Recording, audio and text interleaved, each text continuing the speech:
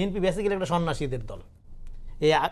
এই 15-16 বছরে নির্যাতিত হইতে হইতে বাপ মা হারাইয়া বনে জঙ্গলে থাকতে থাকতে এখানে লাখ লাখ সন্ন্যাসী তৈরি হয়েছে এই দলের মধ্যে এই সময়ে।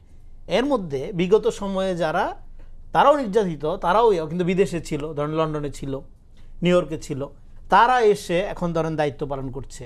কেউ কেউ খুবই ভালো করছে, কেউ কেউ মনে করছে যে সে তো আসলে ক্ষমতার অংশীদার হয়ে গেছে, যেটা কামাল ভাই বলার চেষ্টা করলেন। তার মনে রাখা দরকার তার যে দায়িত্ব, তারেক রহমান যে তারা দায়িত্বে আনছেন, বসছেন, সেটা হলো এখানে লক্ষ লক্ষ মানুষের রক্ত, ঘাম, শ্রম, লাশের গন্ধ নিয়ে এই দায়িত্বে সে বসছে।